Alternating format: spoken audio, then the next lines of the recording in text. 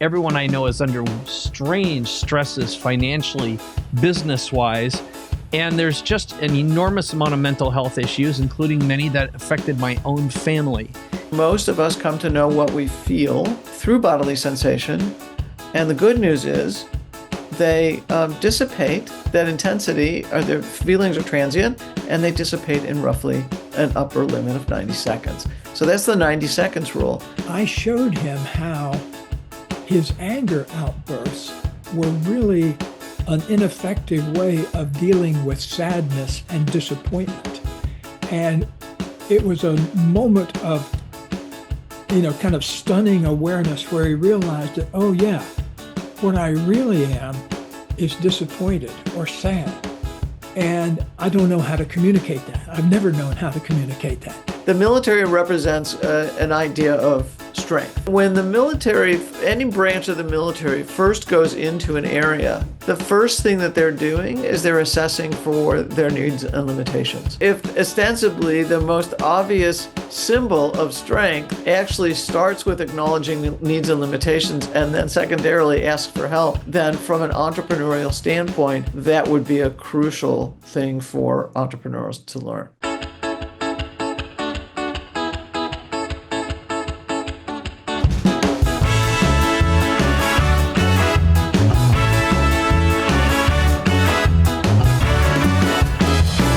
This is The Big Leap. This is Mike Koenigs. I'm here with Gay Hendricks, who's been out for a while. He's had some crazy medical things that he's been through. He's quite the warrior. So it's great to be back here with you, my friend.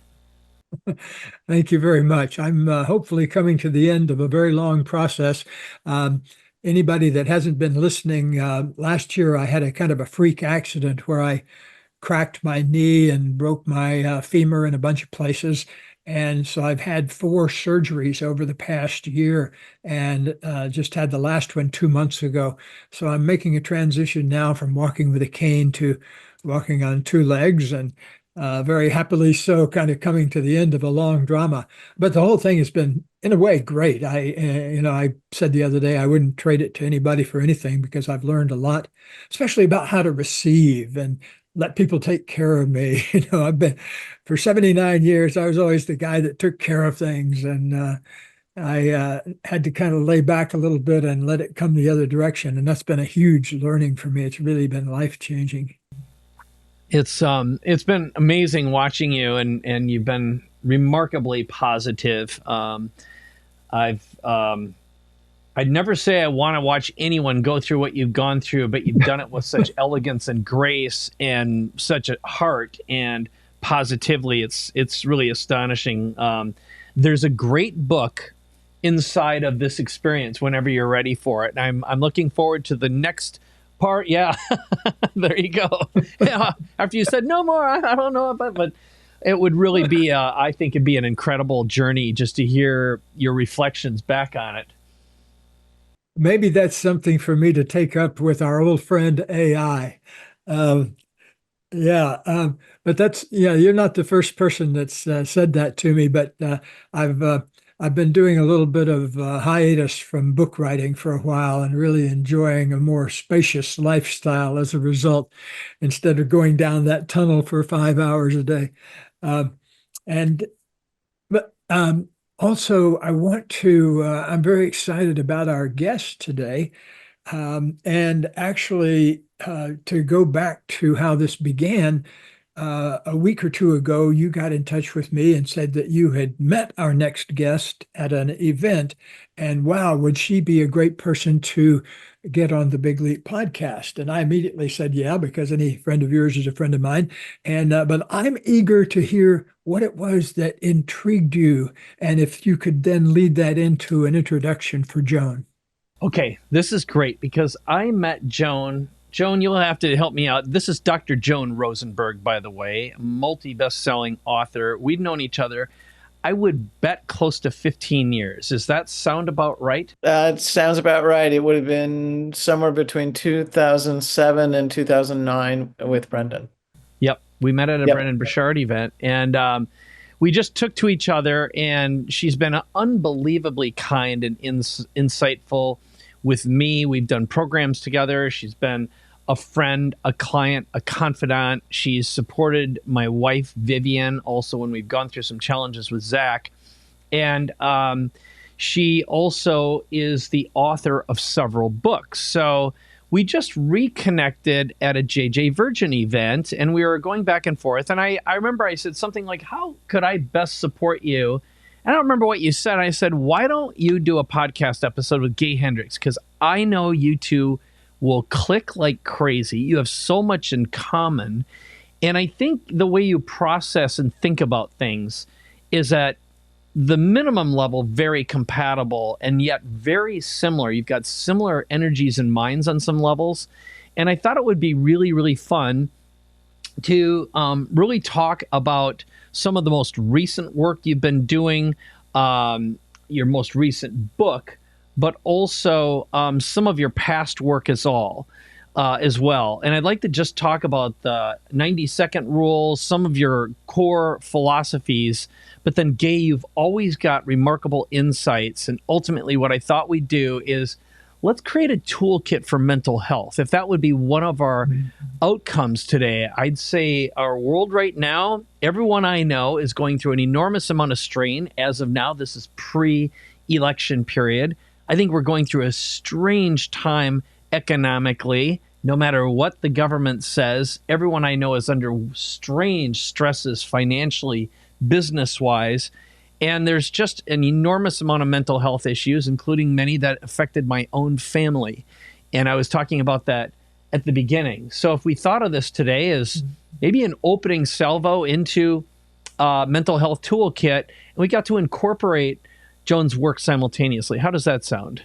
Well, that sounds great to me because I was familiar with Joan's 90-second book, and I want to hear more about that because about 25 years ago, I published a book called The 10-Second Miracle. So I want to hear what Joan is doing with those other 80 seconds. That's great, Kay. Shall I just jump in, Mike? Yeah, Is that... what's the 90 tell us a little bit about 90 seconds. Joan Rosenberg? Yes. Well, let me actually give a context because and if I start with my own background, and it is really where two big questions came from for me and have turned into somewhat of a life pursuit. I started out as one of those shy, sensitive, and somewhat wallflower. In fact, Velcroed to the wall, kind of in terms of my social awkwardness when I was very young. And I would look over at my peers and I would see them all gathering together, laughing, hitting each other on the back, whatever it was. And it was like, what is it that they have that I don't? And what came to me at that point was that they were confident and I was not. So my first question is, how does somebody develop confidence? And then as I got into my professional life as a psychologist, I was kind of confronted with a second question, because what I noticed was that as much as individuals' thinking could get in the way of their functioning, I found someone's difficulty with unpleasant feelings and their ability to handle them got in the way more. So the second question I wrestled with was, what makes it so difficult for people to deal with unpleasant feelings? So that's kind of the context. And so these two questions kind of started to intertwine together. And in terms of the 90-second rule, the 90 seconds, I will always attribute that work to Dr. Jill Bolte Taylor, who wrote a book called My Stroke of Insight. And in that, she talked about that when a feeling fires off, that there's a rush of biochemicals into the bloodstream that activate bodily sensations, which are actually our feelings, and they flush out of the bloodstream in roughly 90 seconds. And so two things are really important here. One is that most of us come to know what we feel through bodily sensation, and the good news is they dissipate. That intensity, or their feelings are transient, and they dissipate in roughly an upper limit of 90 seconds. So that's the 90 seconds rule. And it also helps solve that problem of the unpleasant feelings, which I can speak to more, but I want to stop for a moment. Okay, go ahead. Yes, well, that's really informative because actually overlaps so well with the 10-second miracle, because what I did was I went through tons of tape over the past, in those days it was tape, and I looked for what was the moment that really changed that person's life or their experience. Um, and it was, what I was getting at is that first 10 seconds, which is what do you do? And I presented a map of the sensations and where they are in the body and what they might mean. People tend to store anger more up in upper part of their body, and sadness down in the midsection, and fear way down in the belly. And so I kind of mapped that out. But I'm very fascinated by, because what you're doing is taking it kind of the rest of the way and understanding it also from a scientific perspective, which I think is really great. Letting people know that those things dissipate within 90 seconds is a pretty good gift anyway to give people.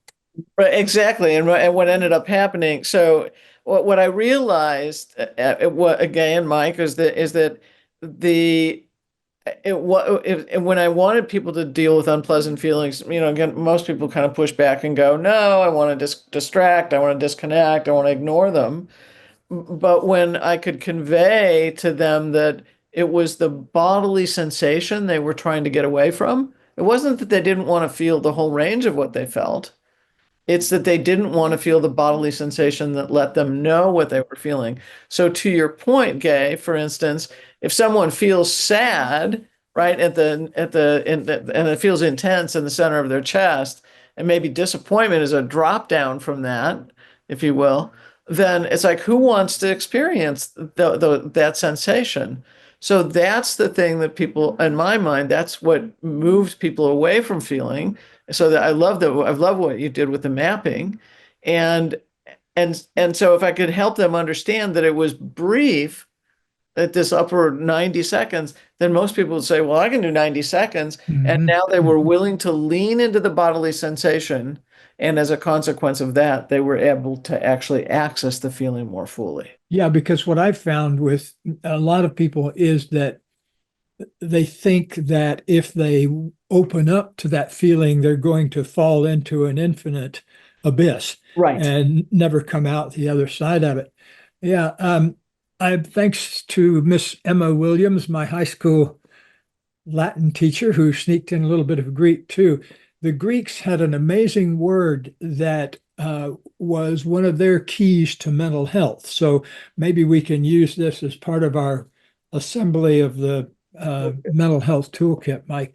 Their word was alexithymia. And the word alexithymia, if you break it down into what it really means, is you can't put words to a feeling inside. You don't know what you're feeling, and you're out of touch with what you're feeling and what it means and what it's actually saying. And so the Greeks, and I've been on a one-man crusade this lifetime to bring back the concept of alexithymia, because it really explains a lot of what goes on with us. Because like they say the Tibetans have 200 words for snow, or someone does, and we only have one word. Well, there's an infinity of information inside, and it's this vast array of things we're angry about or sad about or sexually attracted to or excited by. And I think we do a poor job of educating people how to get in touch with those, because isn't it amazing that you have to go as a grown-up and pay some other adult to teach you things that could have been done, in the first grade? Sure, sure. I want to get a little practical for a moment. Sure. Not that this isn't practical, because I love the historical precedent. But I speak a lot to a lot of business owner founders, and I see the source of so much frustration and angst among them. It's usually revolves around change, and it's about have this feeling of being demanding and knowing what they want and trying to squeeze out compliance from their teams, and the combination of anger and rage and fear of loss they have because of that, and they don't get past this cycle of understanding how to drive their business based upon outcomes and results versus micromanaging. And I'd like to know, if you were going to create a toolkit, a practical toolkit for founders who are repeatedly stuck in the dictator versus leadership, how would you provide a mechanism from getting from where they are to getting where they've been, and stop practicing this fear cycle they've been stuck in their whole lives? Nothing like a small question, Mike. I know it's a big one, but I thought, might as well drop a doozy here. Yeah, no, it is a big one. So let me see if I can sequence a number of things kind of all at one time. The first thing to help the entrepreneur, the CEO, the whoever's in the dictating mode, uh, understand is that change is the constant. That's the first thing. And that the more able someone is to negotiate change, because it is the constant, the more effective they're going to be. So if I can help someone be what I think about as kind of flexible of mind, and also so emotionally flexible and also intellectually or mentally flexible, that's going to be very important. And because that's going to contribute to resilience, handling the change. And so that's the first thing. Let's first understand that change is the constant, and your ability to be flexible in the face of change is one of the most important things you want to hold on to. So, and we can think about that as beginning to adopt attitudes that will also make a difference in, holding certain attitudes we can put in that mental toolkit, or the mental health toolkit. And that one attitude would be that I'm going to be flexible and adaptive in the face of change. And I'll welcome those periods of stability and routine with kind of grace and gratitude, if you will. That's the first thing.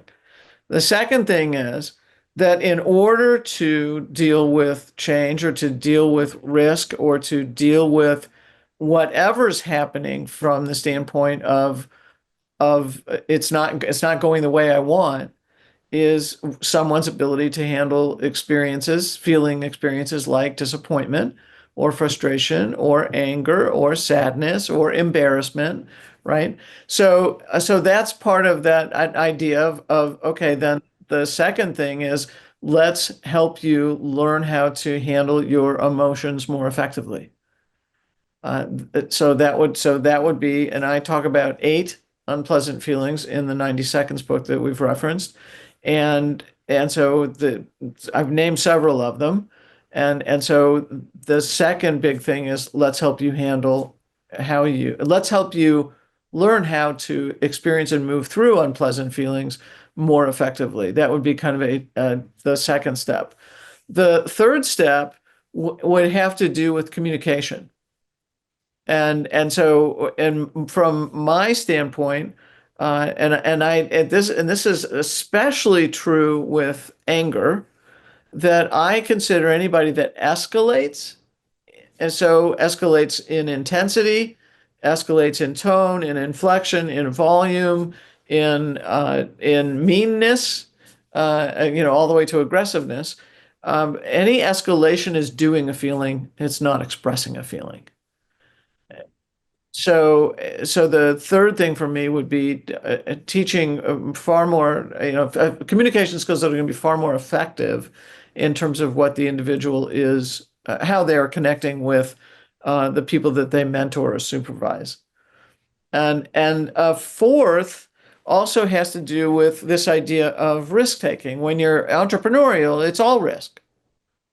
And what I have also found is, and what's interesting to me is that it's not about the risks that we take, that people get, in my words, kind of fearful about.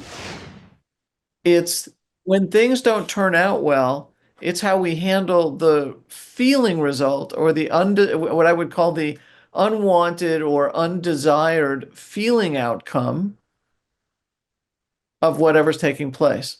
So that brings us right back to dealing with the unpleasant feelings, because that it's not the risk people are afraid of, it's the undesired feeling outcome that they fear.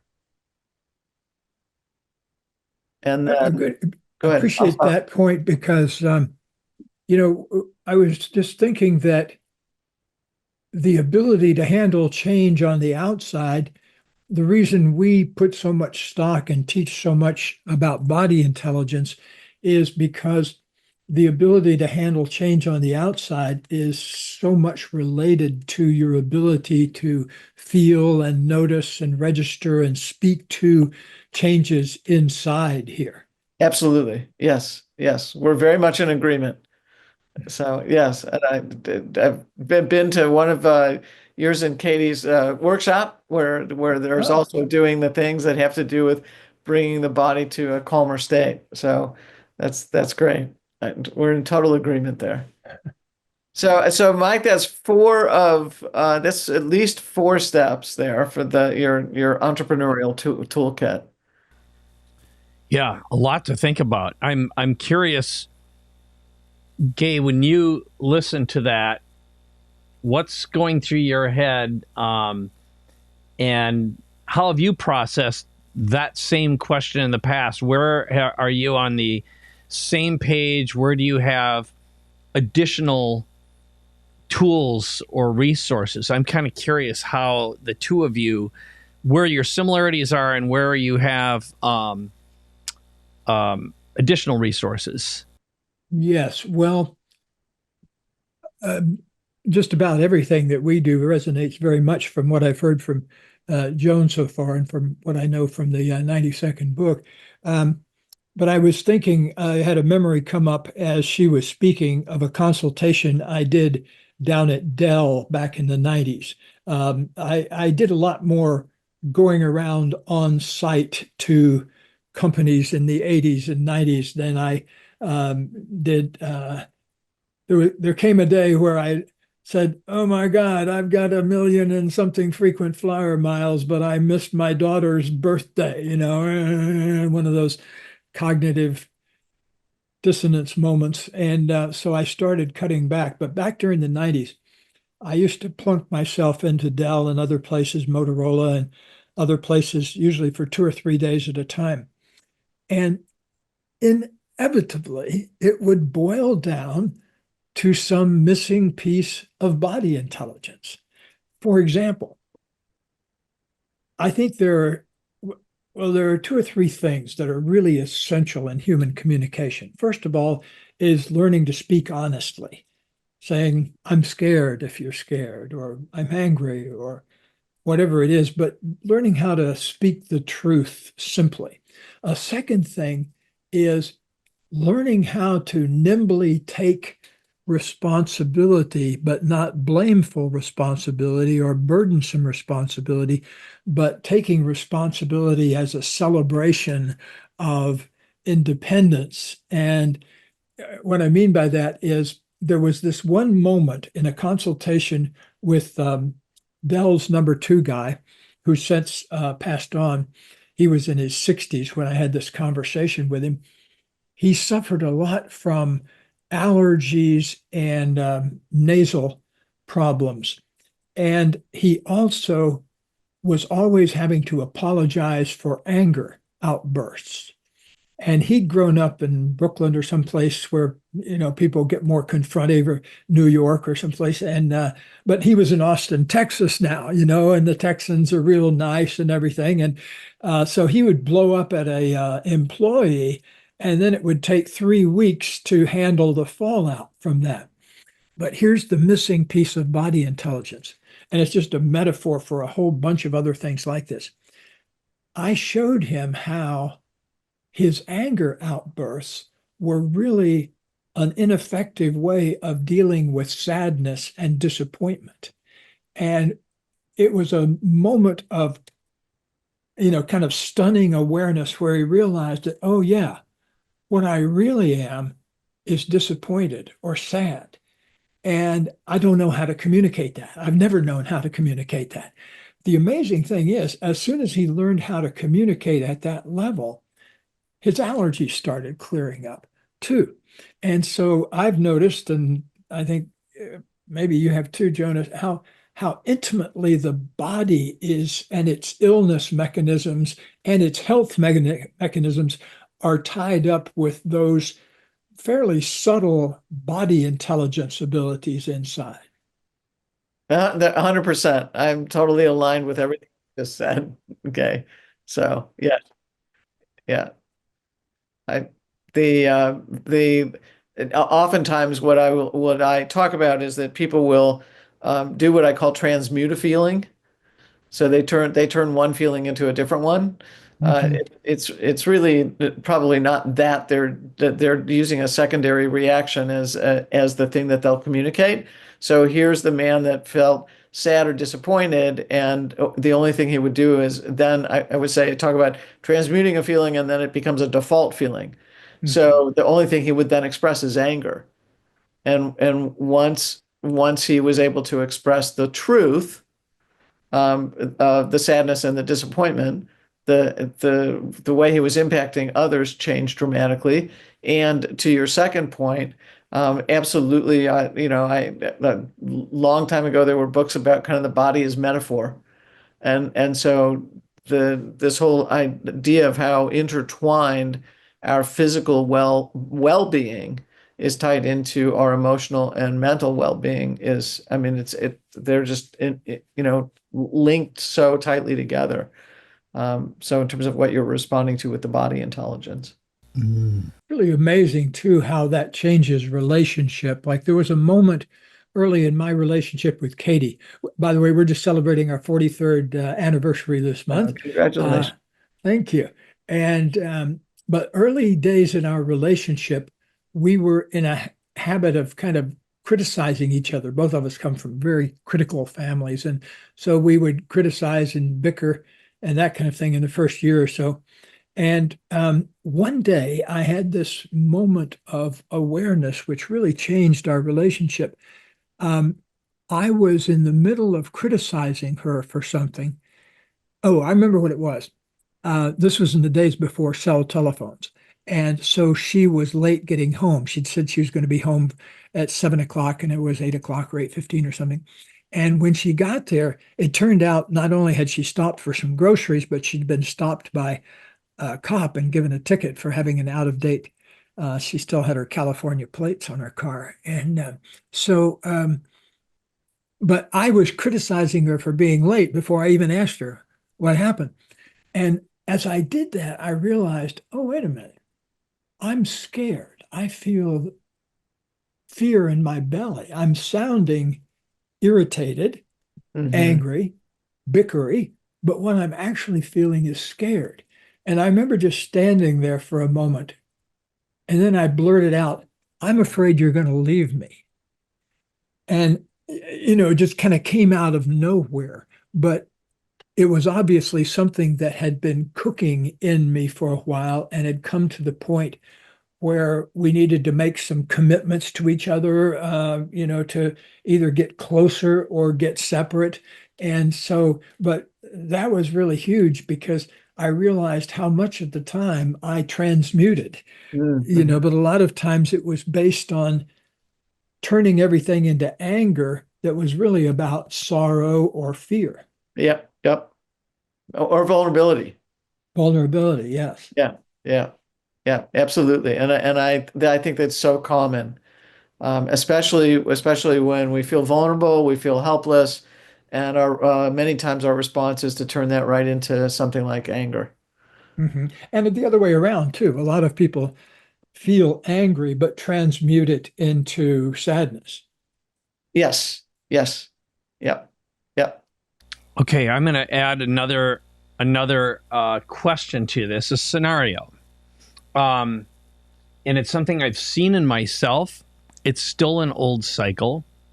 I see it in a lot of the people I work with, and I call them trauma loops, but I don't know if that's really what they are. I don't know what the clinical name is, but and I'll use a real practical one that I think any founder will resonate with, any entrepreneur. and that is they have to generate revenue and get in a Right. fear cycle of not having enough, running out, and feeling like a mule in their business. In other words, they're the cog that's focused on the results, and they're managing and maintaining the illusion of security for the business, for their employees, for their team members. Okay, so that's the cycle. And of course, the biggest fear is, holy cow, what if I ever miss a payroll cycle, or I can't pay my bills, or I've got a massive tax bill and I can't pay it, and how painful that is. And again, this can be amplified. There's billionaires who can have this problem. It's not isolated to a single individual, but I know when I look at my own cycle in that, and I've observed it in others, is first of all, it's sort of like, okay, what's wrong and why? In other words, am I to blame or is someone else to blame? Is there something to blame here? And then now we've got to fix this, and sometimes the founder doesn't know how to fix it, so they do their best, and then they're like, well, now the problem is things weren't systemized, so that's someone else's problem, or they don't follow instructions, they don't remember to do it. So then the founder cycle is to turn inward, and instead of asking for help or getting help because they've got their own self-worth wrapped up in this, or shame associated with being unwilling to ask for help. And then this cycle keeps on perpetrating. And of course, there are logical fixes for this, but I'd like you to just explain what's a healthy way to recognize and manage that and feel through it in a way that shifts the whole consciousness of the experience. And I know I'm throwing doozies at you, but I like these practical, tactical ones. No. I love that you're asking those kinds of questions, Mike. I think that's great. So if I dig into my own work, there's I talk about emotional strength in the very early part of the 90 Seconds book, and I realized that I hadn't ever had anybody define what that meant. And so the what I've come up with is two parts to it. One is this idea of someone feeling capable. And the second idea is the idea of somebody being resourceful. And that those two kind of act as a foundation of emotional strength. So what do I mean by being capable? Being capable has to do with being able to experience and move through at least the eight unpleasant feelings or difficult feelings I talk about. So real briefly, there are sadness, shame, helplessness, anger, vulnerability, embarrassment, disappointment, and frustration. So at the minimum, I would want somebody to be able to experience and move through that in as comfortable a way as any one of us moves through difficult feelings. But that we face them, we don't walk away from them. Because when we walk away from them, that's actually not emotional strength. We actually are making we're making an unmental health toolkit if we do that. So leaning into unpleasant or difficult feelings is actually a crucial element of the mental health toolkit to that first kind of way you frame things. So the second part is actually being resourceful has to do with, if you will, kind of being willing to acknowledge the dependent side of our nature, meaning we have needs and limitations. And so being able to talk about the needs and limitations that we're experiencing, the need for more money, the strain in whatever area, of logistics that aren't coming through for the business, whatever it might be, that we're able to acknowledge those needs and limitations. And then the ultimate result of that is to being able to ask for help. So now asking for help is part of being emotionally strong. So two other things that kind of go along with me around this. One is if I were to start an entrepreneurial school, one of the first thing I would say is none of us succeeds alone. And to get out of our heads that this is, and we've talked about kind of the Lone Ranger, experience that many entrepreneurs go through. So it's starting with, again, a premise that we don't succeed alone. We succeed as a team. The other thing that I want to highlight here, and it's really interesting to me, when and I don't like using the military as an example, but it's for these purposes, the military represents an idea of strength, typically. But when the military, any branch of the military first goes into an area, the first thing that they're doing is they're assessing for their needs and limitations. Where are their weak spots? And what do they do when they find the weak spots? They call in other resources. They go ask for help.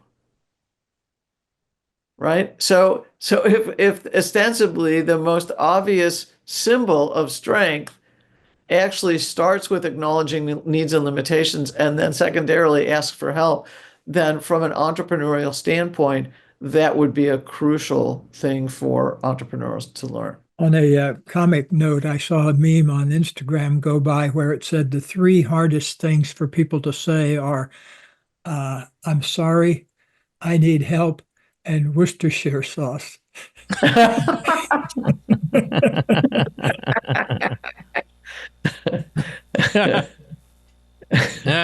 Well, we need to wind things up here, Mike.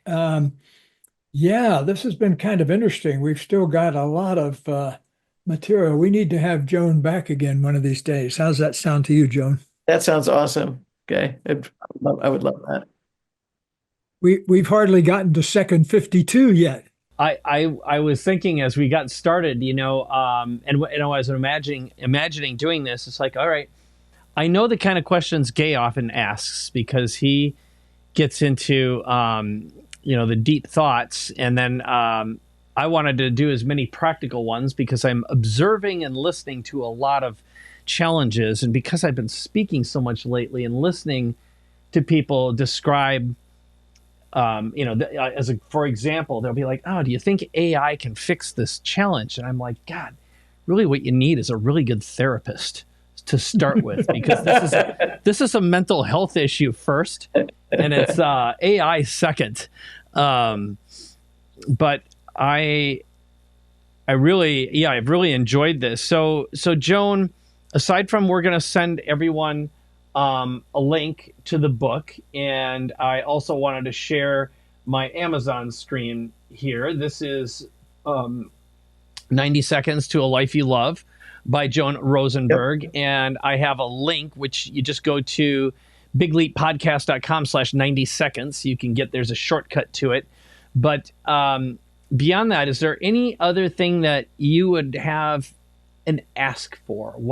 How could our audience best help you, aside from get your book and study it and read it and follow you on your website? What else can be done to further your cause and further your work? But one of the things that I've started to do, Mike, thank you for the question, is to do corporate wellness, because it allows me to be in front of more people at one time. So I'm doing a corporate wellness series.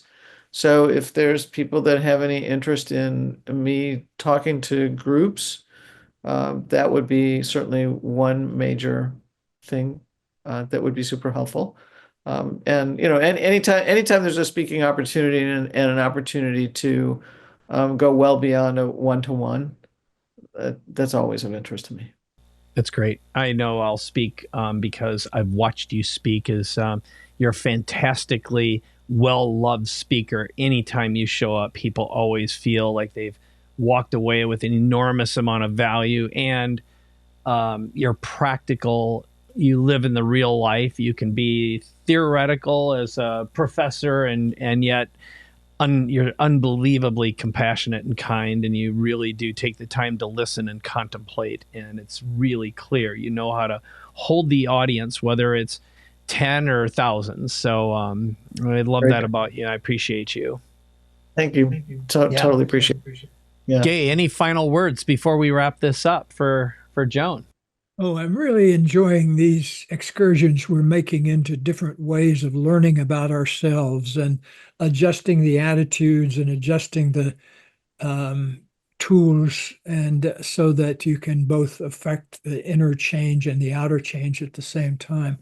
So I'm going to go back and somewhere on my shelf, I've got the 90-second rule here. I'm going to go back and take another look at that.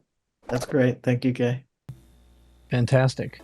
Well, I'll officially bring this one to a close. Once again, the place to get a copy of Joan's book, 90 Seconds to a Life You Love, How to Master Your Difficult Feelings, Cultivate Lasting Confidence, Resilience, and Authenticity. You can go to bigleappodcast.com/90 seconds. Also follow Joan at drjoanrosenberg.com. That's a BERG. And also follow her on LinkedIn. All that information is in the show notes and in the description copy of this YouTube video. So, Joan, love you so much. Thanks for taking time. Gay, it's so great to have your energy here again. And let's wrap this up. Okay, thanks so much. See you.